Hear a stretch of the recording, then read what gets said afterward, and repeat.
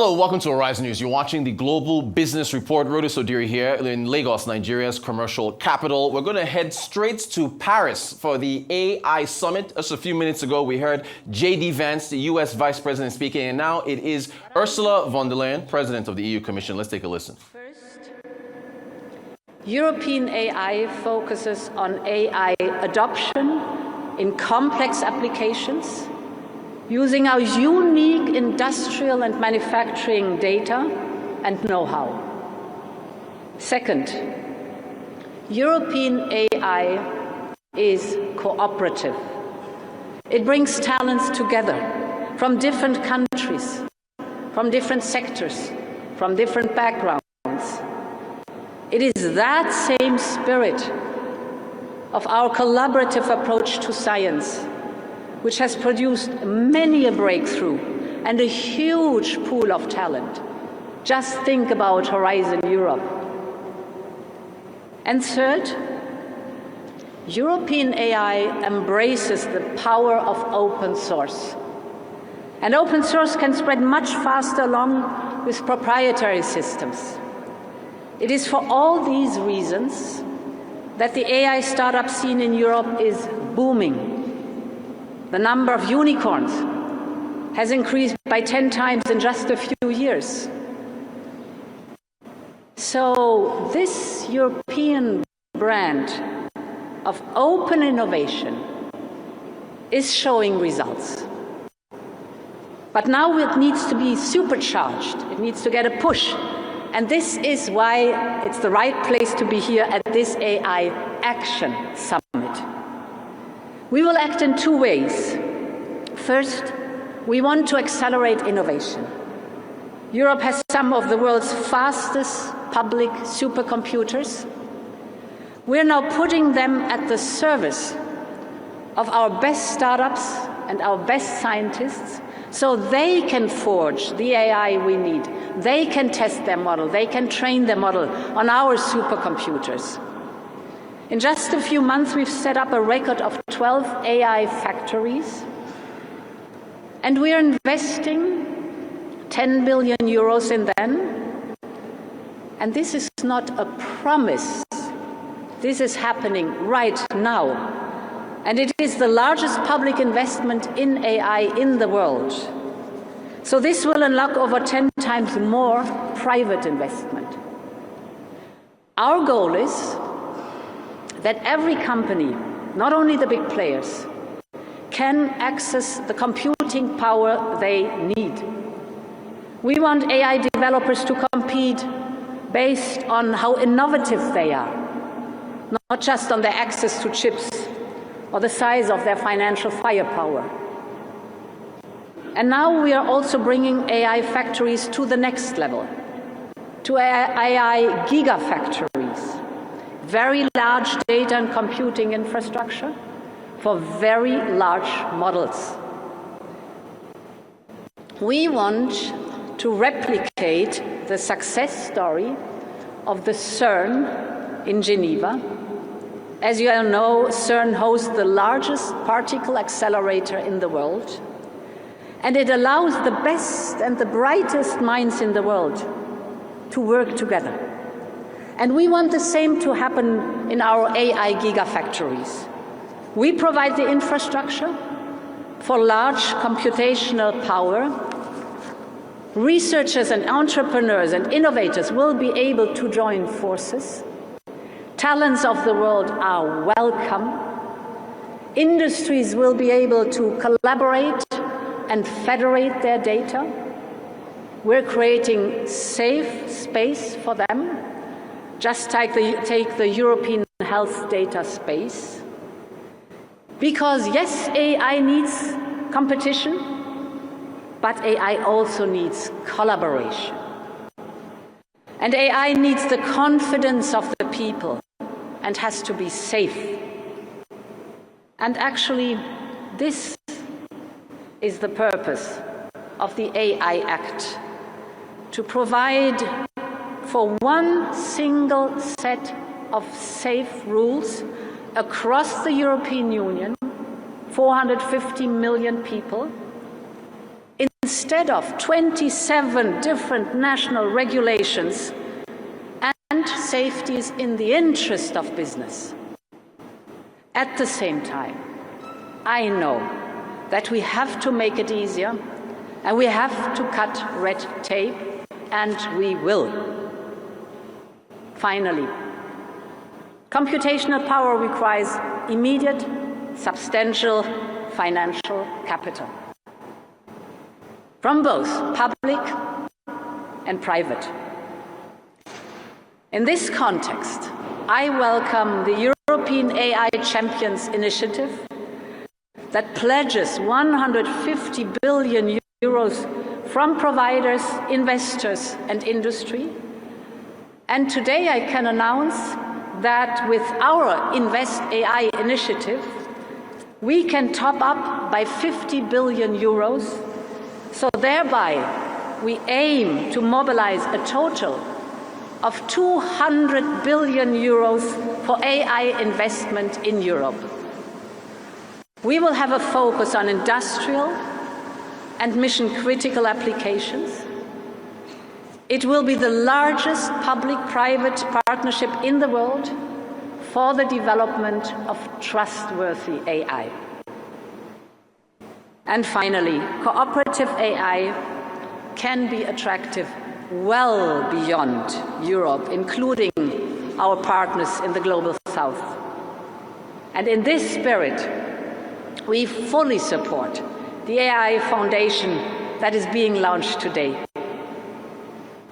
AI can be a gift to humanity, but we must make sure that its benefits are widespread and that its benefits are accessible to all.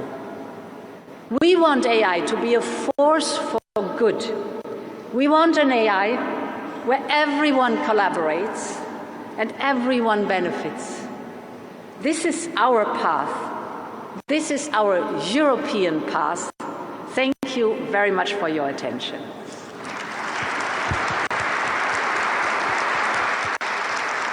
Thank you. Thank you very much, President von der Leyen, for your comments and for the announcements that you made today. It gives me great pleasure to continue this discussion on unlocking opportunities. And we've discussed the opportunities that we tend to speak about a lot in health, in a number of sectors. Let me maybe start by one of the not so obvious ones. Let's start with arts and creative industries. First of all, we have dedicated during this AI week a whole weekend to this topic of AI and art and culture. We have had both wonderful creations showcased by artists, but also discussions about the challenges that lie between AI and creation, because it's not always something that comes as the first example of benefits of AI. With us today we have Pharrell Williams. We're delighted to have you here. You're an extraordinarily creative artist, and so who better than you could share a few thoughts about AI and creativity? Pharrell, please. Thank you. Thanks for having me. I don't know how you guys do this with the thing in the air.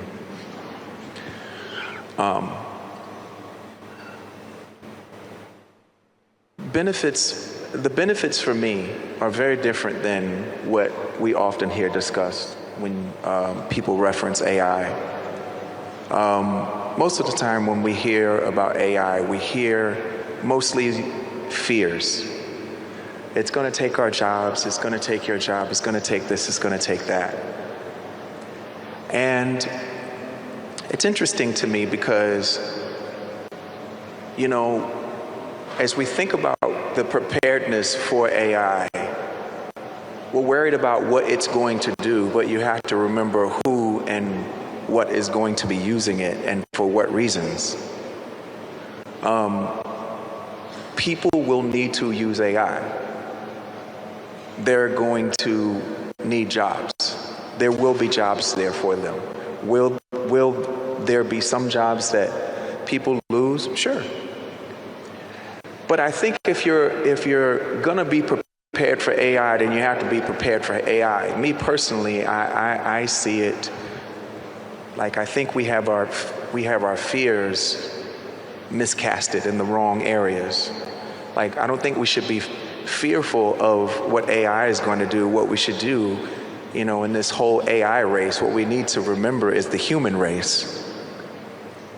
Because it's humans that are essentially going to be using the AI, and it's what they're going to do. You know, are they people with good conduct or bad conduct? Are they people with great ideas, inspiration, and innovation, or is it criminals? Right? I think we need to work on ourselves. And I think if we can get ourselves in a good place, humming like an engine, then when AI really truly penetrates regular everyday society and community lives, I think it's going to be fine, because people will have the right ideas about how we use it. In my opinion, you know, it's just like alcohol or a car or firearms. Believe it or not, it takes responsibility. Alcohol in the wrong in the wrong hands is a problem. A car in the hands of someone who is too young and inexperienced to drive it could be life-threatening. AI is no different. It's who's using it and what the intention is what I think we need to think about first and foremost. Do you use AI for some of to help you create, or do you just use it in daily life, or do you just not use it? Well, that's the other thing too. You know, people talk about like creatives using AI. We wouldn't use AI to help us write a song. Well, then what would we do? Right? AI is much more like worker bee, minutia are the ways that we would use it. Other people would use it in a computational way, you know, in some lab or, you know, maybe an organization set up in some sort of, with tech, would use it in a completely different way. But the way that we would use it would be much more like utility. It wouldn't replace creativity. I just think that there's just too much fear around it. And, you know, there was a whole thing around the year 2000 as well. But we're fine. We survived that. Or, you know, in my country, they call it libraries. Here, it's called a bibliothèque. It's still there. You can go visit it. It's not replaced. It's a beautiful place to walk around in, and you can research. But there's nothing like a search engine, right, Sundar? There's nothing like a beautiful place where you can go and search. But this is the next step. This is the place where you can not only ask questions, but you can get examples back. I think that's an amazing thing, and I think there's nothing to be fearful about. It's just, we just have to be prepared. Just don't treat it the way we did when we brought alcohol into the conversation, or how we did cars. We need to treat this a little bit different. This is a great opportunity for us as a species to move forward with utility.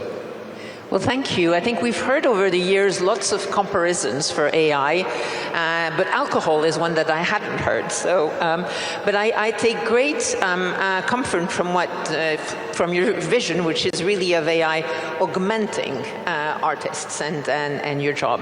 Maybe I can ask a question of Sundar Pichai. We're delighted to have you here. I've heard you speak about risks of AI, but also about the way it can help augment communities, for example. So what are your thoughts on this and on the opportunities and how we can unlock them in AI? First of all, thank you, President Macron, Prime Minister Modi. It's great we are having a conversation on such an important topic. Look, at Google, we have felt this important tension, both, you know, the wonderful opportunities AI presents. It's obviously a dual-use technology, like you gave examples, and so the risks that come with it. So we actually encapsulated this tension as a bold and responsible, that our approach needs to be both bold and responsible, and there is tension between it, but we grapple with it. The reason we need to be bold is, it is so obvious as we are making progress how profoundly it'll impact many areas. The best example I can think of is with AlphaFold, we've now unlocked how to decode protein structures. Just so that everyone understands, it used to take one person their entire PhD to do one protein. And within 3 months, AlphaFold unlocked over 200 million protein structures. Now it's an open database, and already we see hundreds of thousands of researchers and biologists using it to develop vaccines, etc. So you can so tangibly feel the impact of progress. So you feel a moral imperative to be bold and accelerate progress there, right? And when it comes to the economy, it's very clear that you'll be unlocking more productivity. And I do worry people who don't adopt it, countries which don't embrace it, can get left behind through this crucial moment. So those are all the opportunities we see, and we want to lean in to drive that progress. Obviously, as Pharrell mentioned, it's a technology with dual use, and how do you make sure the bad effects don't propagate? Examples where we are working on, we slow down and think about image generation or video generation. It will both unleash creativity in the tools of artists and so on, but people can use it to create deep fakes. So we are early on working on technology like SynthID, watermarking technology. We will need standards, and those are areas where governments and private companies can work together to create a standardized way to detect deep fakes, right? And so you have to take that balance as we move through this, and we embrace it. We cherish the tension, we debate it, and we all need to do that more, I think. Well, thank you so much, and thank you for highlighting the area of AI and science, where really, first of all, of course, the AlphaFold is absolutely fascinating and led to a Nobel Prize, or Nobel Prizes, which is really impressive. But yeah, what you said about also being mindful about standards and tools and open source tools for open science, I think is particularly important.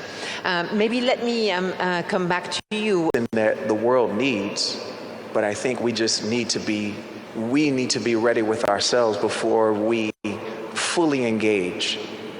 I don't think that it's about the jobs being lost. I think it's about perspective, and I think it's about what our intentions are. What are you going to do with it when you use it? And we're trying to help people understand. But again, this has been created by brilliant code writers who probably shouldn't be the ones communicating about what it's going to do and what it's going to be. That's a good point. In their minds, it's like, they're going to take your jobs. Well, the average person hears that, and it freaks them out. But this is no different than, like I said, search engines being created. There was this whole thing on how libraries are going to be burned down, and they were not going to use them anymore, and that's not what's happened. What's happened is search engines make things a whole lot easier. People got answers a lot quicker. Well, now you're going to be able to get renderings and ideas and examples a lot quicker. Sure, it's going to be more than that, but I think for the average human being, that'll be the way that they interact. It will help them accelerate, get answers quicker, be more efficient. That's the average person. Now, on the Silk Road, we're going to have some problems. Well, thank you. I love your comparison of the library.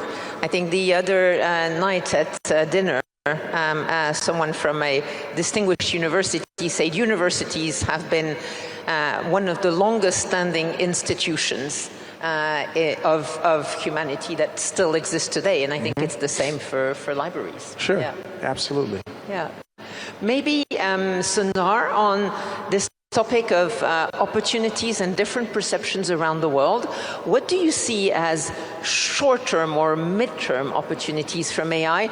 Let's say not 10 years, we don't know what AI will be in 10 years, but and maybe not what we know today, but 2 to 4 years from now, and around the world, what do you see as opportunities and ways to make sure they become reality if it's, in case it's not obvious that this happens just by itself?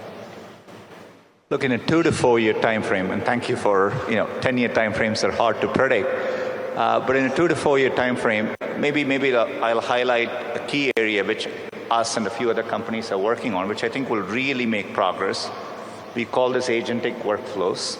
So anywhere you can describe a task in natural language, and the AI can act on your behalf and accomplish that. And so today, to give you an example, there are 2 examples within Google. We have a project Mariner. It's a browser extension. So the browser can actually go browse and do things for you, complete and come back. If you look at where the state of the art was maybe a year ago, it was kind of roughly 50% effective. So you give it a complex sequence of tasks, it needs to get everything done accurately. Today, it's progressed to around 85%, right? And so, but that shows the progress. Similarly for coding, as a software engineer at Google, today when you're programming, the AI is there on the side, it gives you suggestions and you accept it. But we are now working on where you can give it instructions, it'll automatically go and write the program and get it done. And so now imagine the impact of this agentic use cases working horizontally across many, many tasks. I think that's going to be very, very powerful. So the real promise of having an AI... live images there from Paris. That's Sundar Pichai, CEO of Alphabet, parent company of Google, talking about artificial intelligence. He's, of course, joined on the panel with Pharrell Williams. And you can see in the audience, President Emmanuel Macron of France, also Narendra Modi of India, even Justin Trudeau of Canada in the audience there for this summit. And also we heard from Ursula von der Leyen saying that she's going to mobilize about 200 billion euros to invest in AI. Also heard from Vice President J.D. Vance, his first trip outside the U.S. So we'll, of course, be giving you continued updates. The summit actually ends today. We'll give you a good wrap-up of all we've heard from there in Paris.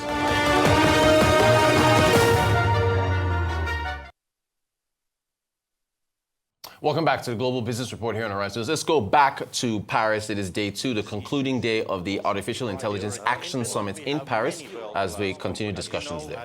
Europe as a whole growing behind its ecosystem competitors. This includes Finnish Nokia to step with invest heavily in AI-powered networks. We need to strike a balance between regulation, escalator operator Kone, and make sure that we don't create additional obstacles for the beneficial use of maintenance.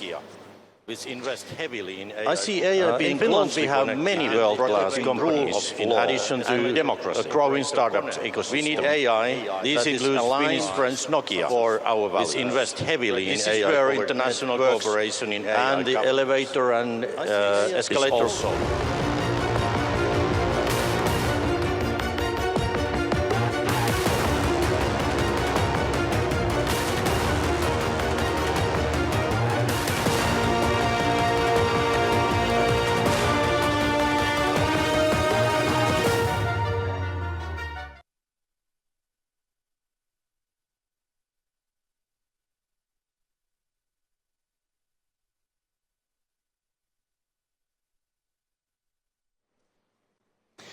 Finland was recently chosen to host one of the 7 European AI factories, and we are already working to build next-generation pan-European supercomputers through Lumi AI.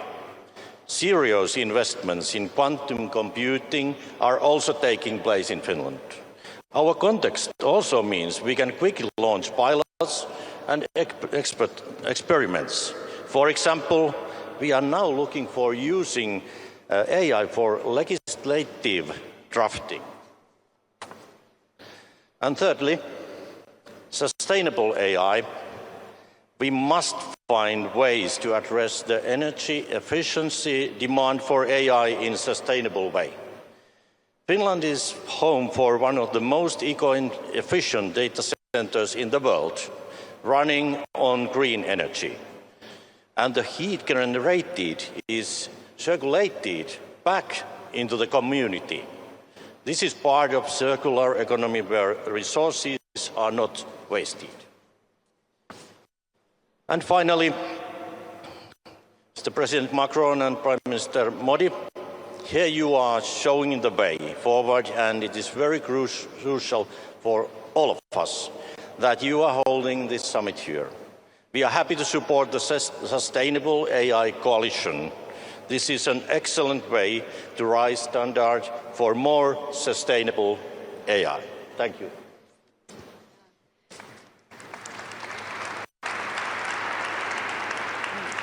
Thank you so much, Prime Minister. I appreciate the points, in particular about the public-private partnership, of course, the sustainability angles. I'm sure many leaders in this room can relate to the way you describe the Finnish experience and how you have tried to scale artificial intelligence in ways that benefit all citizens and all communities. So thank you so much for that. That brings me to my next panelist, Dr. Pharrell, the Executive Director of the leading authority on energy, the International Energy Agency. So, Dr. Pharrell, if you can share with us a bit why it's so important that we understand and we need to make the link between energy and technologies like artificial intelligence, and also how IEA is approaching the AI revolution in your work. Please, over to you. Many thanks. May I first thank and congratulate President Macron. Mr. President, once again, on such an important topic for the humanity, you brought the global leaders, companies, all stakeholders together to have a constructive dialogue. Thank you very much for that, Mr. President. And also congratulations, Mr. President, in the year, already in 2017, 8 years ago, you have identified AI as a key topic for France and beyond. Also, thanks to Prime Minister Modi for co-hosting this event, and also congratulations for the recent India AI mission strategy and making strong steps. As we speak now, ladies and gentlemen, the largest data center of the world is being put together in Gujarat. It's a huge data center. Congratulations, Mr. Prime Minister, for that. I would like to talk about very briefly on the AI energy nexus. And it is, I can tell you, it is not an easy one, not a straightforward one. It is creating challenges for the energy, but also opening opportunities for the energy sector. And at the end, I will make an announcement which I believe is of interest to many of us here. So, first the challenge.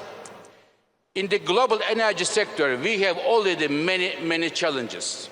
And now, on top of that, with the data centers, there is an additional need for energy, electricity. There is no AI without energy. Just to put in a context, one medium-sized data center consumes electricity as much as 100,000 households. Just to give you the context, so much electricity is needed. And AI companies, rightly so, want to have secure electricity, affordable electricity, and sustainable electricity. Therefore, the countries that have the electricity supplies secure, sustainable, and affordable, they are one step ahead of the others because they are ready. Now, when we look globally, as we do in the IEA, we already see the electricity demand trends being impacted with the additional demand coming from data centers. But the problem is the following, dear colleagues. A data center you built in less than 1 year. But a transmission line for electricity, you need about 5 years to build. There is a décalage, there is a gap of time between those two, and how to make sure that the governments. All right, live images from the AI Action Summit in Paris. That's Dr. Fatih Birol, who of course is the Executive Director of the International Energy Agency, talking of course about the need for energy, or rather how important energy is to the artificial intelligence ambitions of the world. And prior to him speaking, we heard from the Prime Minister of Finland, Prime Minister Petteri Orpo, who was talking about the Finnish, rather the people of Finland and the government, rather, how they plan to harness artificial intelligence as part of the wider plans for Europe. So once again, this summit will be concluding today, and we'll be bringing you more from all that has been announced, including, of course, U.S. Vice President J.D. Vance, Ursula von der Leyen, Emmanuel Macron, and the panelists that have spoken earlier as well. All right, that's going to do it for the Global Business Report. Do stay tuned to Arise News from all of us. Thank you so much for watching. Thanks for your company. I'm Rutu Sadiri. Newsday is next, so stay tuned.